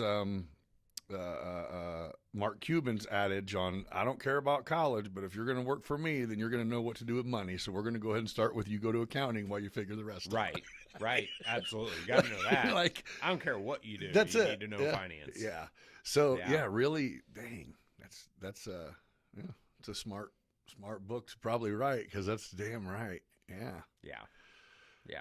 That's cool. Well, I just think encouraging the young generation, because I think even like before Taylor did good. Yeah. He and I have known each other since we were kids.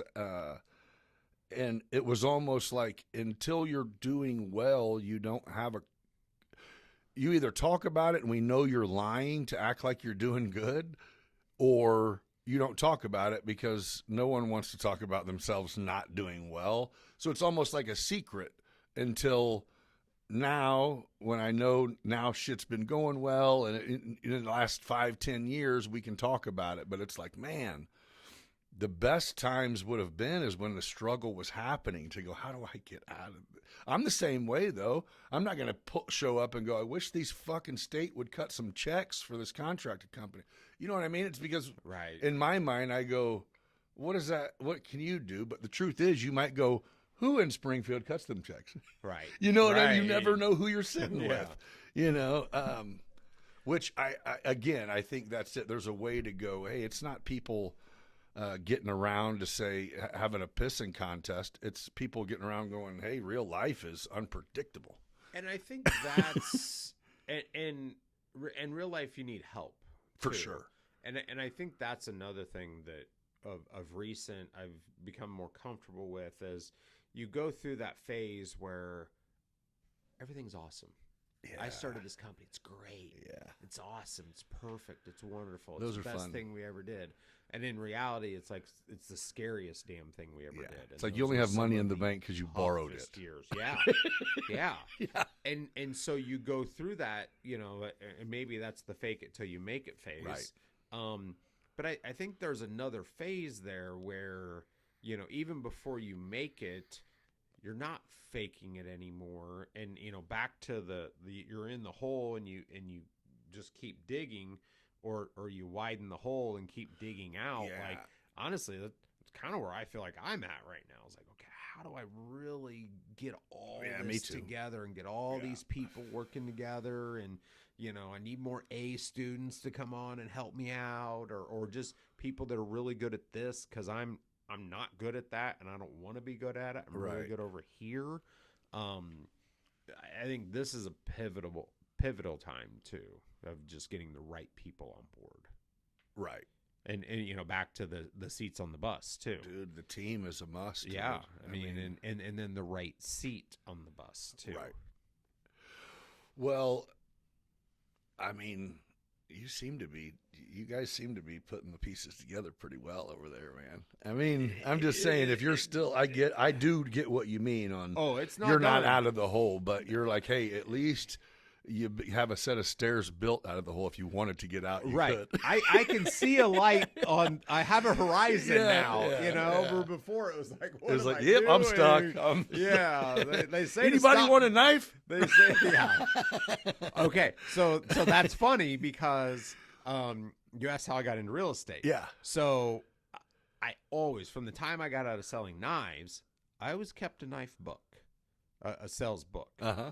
And I always kept order forms, because I always said I could always go sell knives. I could literally always go sell knives. Right. And so then when I was at the bank, I was at Regions Bank, who went through a foreclosure crisis and mortgage crisis, and people got laid off. Yeah. So I always kept a file with my resume, reasonably updated. On the inside of that file, I had, who would I go apply to? Who would I go work with, or what would I do?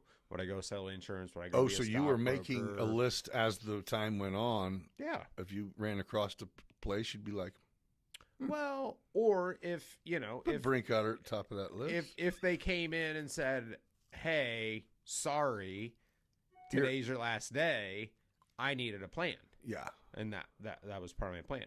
I don't remember if real estate was actually on the list. Okay. But what did happen was Kent Fitzgerald was the commercial appraiser in town. He was the only commercial appraiser here. He had an office down by the winery. We did our MBA at Milliken in successive years, so I got to know each other. You know, another one of those kind of pick his brain, learn from him types. He passed away one Tuesday morning in his office, very unexpectedly. You know, just boom, gone. The commercial appraiser for Macon County passes away. The only one. The only one. Okay. Okay. So a year later, I'm banker trying to get somebody to do an appraisal on a property. I don't remember what the property was. I'm surprised I don't, because I usually do. I got guys from Champaign and Springfield charging double what I was paying.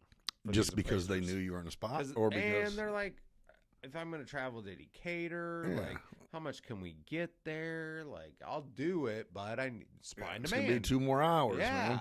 absolutely. Right. And I don't know the market as well, so that even more Right. hours. So I started checking into what does it take to be an appraiser? You know, the apprenticeship, the certifications, yada yada. Hell of a process. Way more difficult than it should be, because it is truly a over a year-long process, barrier to entry. Whole different project to actually be an appraiser. But I was checking into it. I went to Carla Brinkotter and I said, hey, you know this, this is what I'm thinking. You know, how would I go about that? And she's like, yeah, you know, we could help you, you know, give you an office or let you be here, whatever. Like, I've known you for years. And she goes, or you could just sell commercial real estate. And then all of a sudden, like, then she sold me on her vision and the model of being a broker and, you know, getting your license. And you're still currently at Regions. I'd actually moved to town and country. Or I mean, you're still working town at the and bank. country. Yeah. Yeah, yeah. And so my wife had already moved to the title company. Okay. At that time, she had been a banker, moved to Central Title Company. So she's like doing closings and seeing checks, which is top numbers. Right. Right. Should have asked her what the net was at that time. Right. But, she's seeing it. And so she's kind of knowing the business and knowing who the players are and knowing what's happening in the business. And that was actually a very quick decision for us, for me to turn in my notice at banking and start studying for my test. I was just going to say, you still have to go through the process of becoming this. Yeah. And so I had quit and left the bank Before you were licensed before I up, licensed.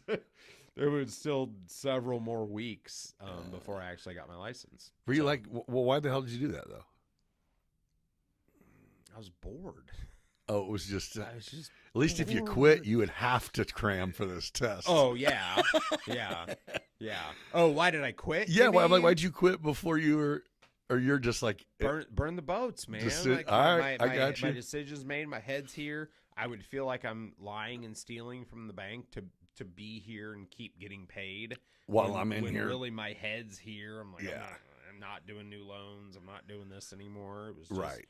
Burn the boats and go for it. And yeah, did it. Luckily, I passed them the first time, but right. because a lot of people don't. Right. Actually. I hear that too. Because I used to be like, man, it's easy. It's no big deal. Right. And now you hold that back, really? like, really? Okay. It's not that. So I get it. Yeah, it's wild, man. That's cool though. That's the. I shouldn't probably. I'll take this out, but I'm going to tell the story anyway. So my daughter was like, she's 27, and a couple years ago, she's like, can women fly drones? And I'm like, what the fuck are you like? What type of question is that? You know what I mean? Of course is the answer. Right. It's a toy.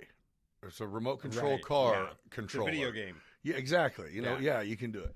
She's like, man, well, is there any money? I said, it's just like anything. You got to market yourself. You got to be good at it. You got to whatever, Right. And so she's like, I think I would be interested in doing it. And I said, I think I'd be interested in giving you some work if you did. And she's like, okay. How do I go about doing this? I'm going to send you a YouTube video. It's an hour and 20 minutes long. I said, this guy, it's all the basics, but you can watch this, and at the end of it, you'll know if you want to pursue it further, if you're just like, that is not what I thought flying a drone was about. Right. And she watched it, was like, oh, yeah, when can I take this test? I said, oh, you're not ready for that. Right. I'm just saying, you heard it. I said, I got every book he referenced I have here. Look through them. Then I put her on this course that you go through, and they say if you go through this whatever thing they have designed, if you pass it with 90%, then you're guaranteed to get your your license. Yeah. I didn't do any of that shit, and I didn't miss any. So I'm even going, I'm going to over prepare you, but it's not hard. Right. And she fucking bombed it and was like, well, I think I have to wait 30 days. And I was like, yeah, I go, but I'm not, I paid for you to get your license. You know what I'm saying? Like, so you have to now, I paid for the you pay for that one. Give me the one I paid for. You know what I mean? Right. Exactly. And yeah, I think she was just like, dude, this is not just, you made it sound like it was just flying a drone. I go, well, that part isn't. Yeah, that part isn't. That's the shitty part. Right. That's the part you don't need to know. And that's how real estate is. It's like everything is, I think.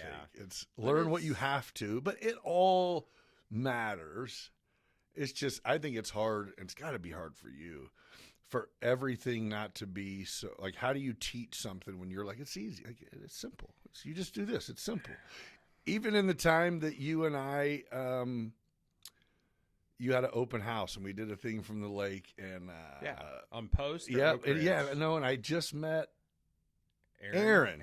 Yeah. And so when we shot that, brand new, I was going to say, we shot that little thing, and I remember your like coaching was like, all right, so I'll kick it off and say something, then it'll go to you. Make sure you speak up. Yeah. He's looking like, come again? Like, but I love it. Like that is, Yeah. it's funny to see because you're a natural, and now I see why it's easier. And you're a person who prefers like, let me get on and just talk. Let me get on and talk, and you're comfortable with it, and it comes across that way because you'll probably never read a teleprompter. You know what I mean? You can just, you know what you have to say. Right. And if I got to read it, then I'm going to be like this. Yeah, absolutely. Yeah. And say it all monotone. Yeah. And But no, I think it's cool. You're definitely leading a young team by a good example, man. like, I don't think we can just teach them everything. I think it's just, we just have to give them and impart on them as much context and perspective, but ultimately just push them to go learn things on their own too. Like, right. You can't teach everything. You just learn on every situation you get into. Well, even if you're teaching them that they can learn on their own is something. Yes. You know what I mean? I think that's a good way of putting it to too. go, hey, if you, I've said this probably on every single time I've had one of these, is like, we have the ability now to literally become a professional at anything from your kitchen table. Absolutely. So, or in bed, or on your phone. Shotgun of a car. You can sit Yeah. there. So anything other than prepared, on point, educated is just lazy. And it's okay. Some people are not cut out Right. for that Right. shit. But then there's the rest of us who it's like, oh, why did I just come up with something else I need to learn about? I know, right? All right, we're back from the pee break. How do you teach your people? Do you think all your people are that good with people, or you're like, no, they're learning, dude. That's what this is. It's a learning game. But I can answer it. The answer is no.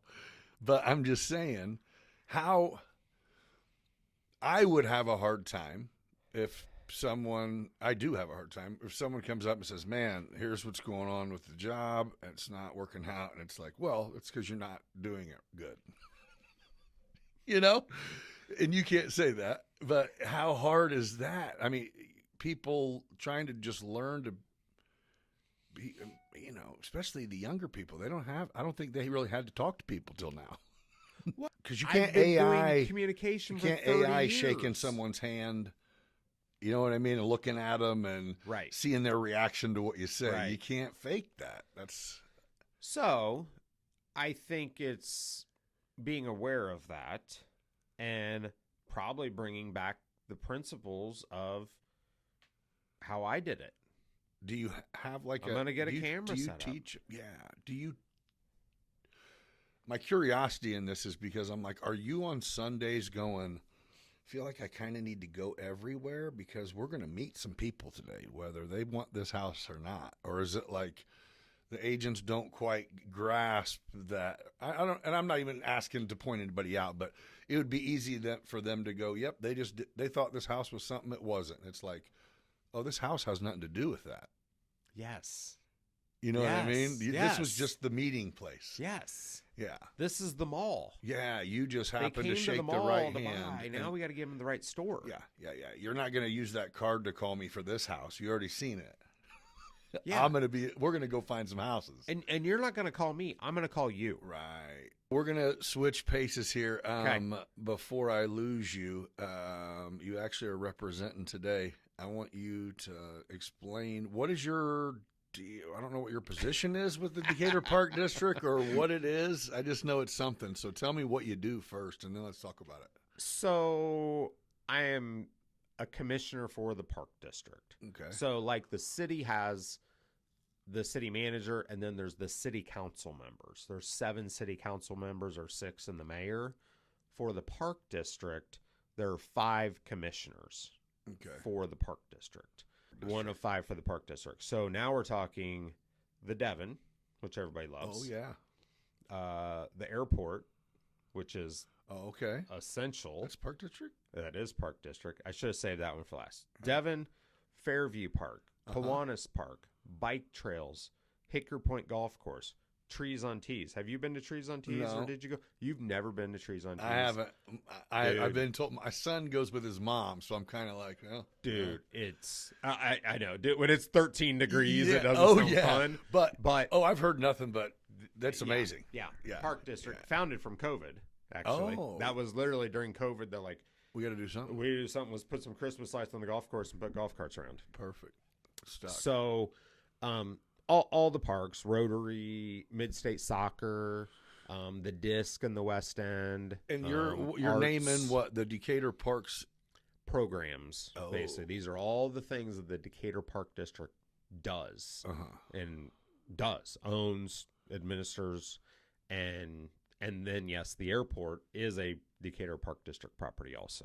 Water park, that's pretty legit with the Devon. That's some huge Yeah, so upgrades then we've the had Devon- with the boat docks all the way around. So That's then the crazy. lakefront too, and that's actually how I got on the board. How's that? Was because of the lakefront. So when I was at Town and Country Bank, Cindy Dedrick Wolfer was a bank customer, and at the time was when they were just starting to talk about lakefront redevelopment and closing Lakeshore Drive. Remember the road that went through there, and they closed it, which is actually where the Devon sits now on that road. That conversation was starting to happen. Facebook was newer then, and so the conversation was going there, and the conversation, as typical, becomes people complaining and bitching and saying don't do it, no progress, and we just want to be stuck in the old times, basically. Right. And so I started telling people that. Mom, he's talking about us when they took our boat dock. Absolutely. I know. Yeah, it's gone now. Look at them. Look, where our boat dock sat was right in the corner of that breakwater where there's literally a giant dock now, the last one by that breakwater. Like we had that whole corner for 20 years. Down by the Devon or at the Lake down, Patrol? Down like away from the Lake Patrol going away from the Devon. Oh, yeah. Where the new big docks are. Yes. We were the last one on that breakwater, and we had it for 25 No years. way. Yeah. That's awesome. And then finally it was like, they're taking this shit. But it was great while it lasted. Oh, it was wasn't a blast, dude. Even then, I voiced my opinion, and that's when Cindy was in the bank one day, and she's like, hey, thanks for your support online. And I was like, yeah, sure, I think it's great. And she goes, have you ever thought about running for park board? And I was like, no. Like, what's that even mean? And then, boom, all of a sudden I had people showing up, and they're like, hey, this is what it is. You can, Sounds perfect for you. And I ran the election, man. I had signs. I had a trunk full of signs. I was out putting the signs So did you do the in. boat races this past year? Did you guys have something to do with that? Yeah, we did a sponsorship on that. Oh, I didn't know. Yeah. If, Or what did Park do? are you guys? Yeah, was it? I mean, the Hardee's Park Highway District? was Park District. Oh, dude, yeah, in that's charge? all Park. That's what I District. thought. Yeah. Oh, you were talking about Main Place. You're saying, oh. We did a little yeah. sponsorship for But that. no, I meant the yeah. races overall. because Yeah. I know like is Terry Hamill works down. So she's with the Convention and Visitors Bureau. Okay.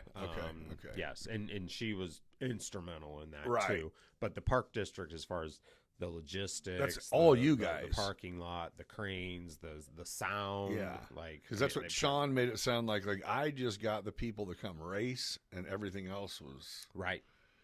yeah. We're in charge of we applied for this grant. Now we got the funds. Now what do we do with the funds? So you guys have built some new playgrounds. I've seen. Yeah, Fairview Park has Yeah. a brand new destination playground there.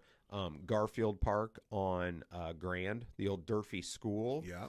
That there's a whole new park coming there, new basketball courts, new parking lot, everything there. I don't want to start naming them because I don't want to miss, but Right. like those are projects that were part of the ones going, hey, our 10-year master plan says, we needed Garfield Park. There needed to be a park in there because actually the Oak Grove Park closed because Right. there's a new school there. Mm-hmm. So now for that part of town, and we have maps of all of this to see where kids actually are. Right. And so where we need to invest in parks to make sure we're an attraction for kids in the neighborhood Yeah. to be able to come to.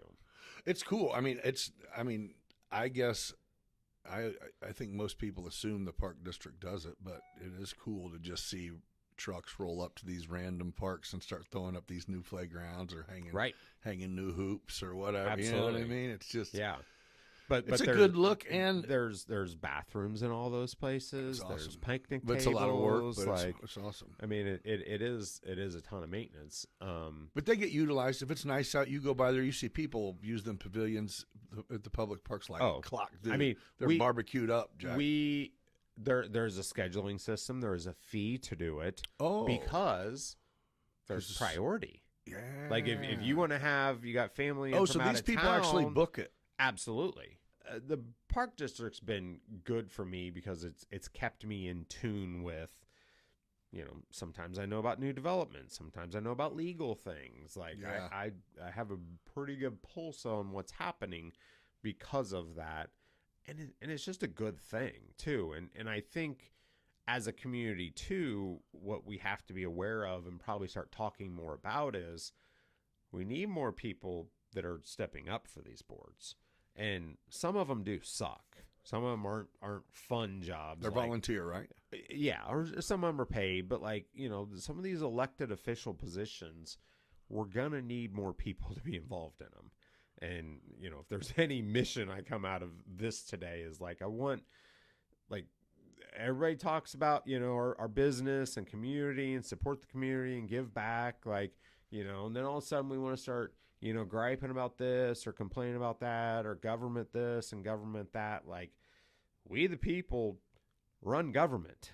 You're saying get involved, stop Get bitching about involved. it, and step up. Yeah. Get involved, and we the people don't let government run you. There's people running government. Right. Do you want to be those people or not? Right. And I think that's a big thing that people need to start hearing is, Well, and you're more showing people it. need You to don't get have to be a involved. freaking a born to be politician to get involved in local government. You can yeah, be someone who cares yeah, and understands that. Yeah, yeah, changes happen, times change, and yeah. And I mean, the park district's a great thing. I mean, Yeah. it just is. Everything that they touch and impact is, dude, it's they're been all for years. quality of life. I mean, I grew up playing, Corey League baseball and Right. playing at all these parks that was Right. old stomping grounds, Yep. dude. That's what comes to board level. Yeah. It's okay, if we change this program, how are we willing to invest in that program? Good point. It's, especially the people who have enough time to sit around and critique everything that's wrong. And that's not even a shot. I mean, it's your job. You are. If you're a taxpaying citizen, if you are a park goer, if you are Right. then you should have your voice. But remember, you can actually have a voice. You don't have to Right. just complain to your wife about it. Right. Right. I mean, yeah. do it for your kids and their kids and your neighbors' kids. And Absolutely. I mean, I say kids. I mean, I still go to the Fairview Park with my dogs, but Right. Right. But yeah, that's what it's about. Is kids having, them playgrounds Well, are awesome. That little pond is still cool. Oh yeah. It's the same Yeah. geese shit it's always been, but it's amazing. Uh-huh. It's cool. Absolutely. Right? Yeah. It's a So, staple. thanks for letting me talk about that. a No, little bit, no, 'cause yeah, I that's- appreciate it. And again, it's getting enlightened. I'm local, but some things you don't think about or Right. hear about. Matter of fact, Right. I'm the one who goes, "Who the hell donated the money for this new playground? This is going to be cool." I don't Right. know any better. Don't even know. Don't even know. But Yeah. I mean, they'll put something on the news, I'm sure, or whatever. I'm sure they have. Yeah, but how do we consume news or pay attention Yeah, anymore? I'm saying And- that's what they probably put on there 10 times. I still don't know. Exactly. Exactly. Yeah. But I'm gonna let you get up out of here, dude. I really appreciate you taking the time to come on here, man. It was fun, just kind For of sure, man. learning about you, and you shared a little bit of that real estate knowledge, like I knew you would. But when it's kind of the repeat of everyone is, hey, you got to bust your ass. That's the trick. You know what I mean? That's what I was trying to get you to say it when I kept saying, so how do you make them, what can you tell? It's work. That's what you can tell them. Yeah. I mean, when it's all said and done, there's not a shortcut. If there legit was a book, it's already been written. Yeah. And it was probably a good one. Yeah. But as someone new to any industry or even or young and just trying to see exactly what's going on in the world of real estate or investing or any of that, you have to figure out what vibes with you. Right. There's certain books you'll read, there's certain authors, there's certain audio books or podcasts or whatever that just resonate. Right. You know what I mean? And it's like latch on and figure it out. Again, you can't copy someone. You know, copying a hard worker means there is no plan. It's just get it. You know? Right. Right. Whether it's you have a regimented day or not, there's no off switch. You don't track time. You know what I mean? It's the no off switch. That is the sacrifice, and it is a sacrifice. I mean, Hell yeah, it is. A lot of people want to know, at least, even if it's not till 6 o'clock. At this time, I get to do this, and it takes a special type of C student to be off enough just to keep shit moving, man. And I love it. I love that about you. And I think it's being a student of the business, like whatever the business is. You know, Taylor knows horticulture. You know, like he's a student of it, studies of it, master watch the shows, master that shit, whatever it is. And it's, I mean, the last author I'll close with is Grant Cardone, and he had be obsessed. That's a good one. Or be average. Yeah. And that's my, like, you have to be obsessed. Yeah. Yeah. Again, something you can't learn. Yeah. You know if you're there though. Yeah. You know what I mean? I love it, dude. I think that there's everyone you're probably working around is really lucky to be in a situation where they have someone like you that, again, you do have to learn on your own. You do have to have your own experiences. You do learn how to teach yourself, but part of the reason for going through it is to be able to share it, to stop people from going through it. So, you essentially are a shortcut, and you help people, and that's got to be. And it's fun, man. It is. It's fun. It is. You enjoy it, and and it shows. Yeah. Appreciate it. All right, dude. Well, thanks again. For sure. And hey, thanks for joining me on Beyond Business. We'll catch you on the next one. Be kind to each other. Peace out. On the ride, talking about life, not just that paper. Doing it big, ain't no time for a hater. People yap behind his back, but we rise like the sun. Gather round, fam, we just having some fun. Beyond business, it's a vibe, feel that thrill, getting intimate. May even get your heart filled. Meeting the legends, those raw and real. Digging deep thoughts, show you how to feel. From the block to the boardroom, and making that move. Beyond business, baby, yeah, we got the groove. Shout out to the hustlers, the real street thugs. We all eat together, no need for the drugs. Yeah, you blessed with the gift, determined to thrive. Nick's breaking it down, keeping that fire alive. Let's go deep like the ocean, no bluff. Beyond business, baby, we can't get enough.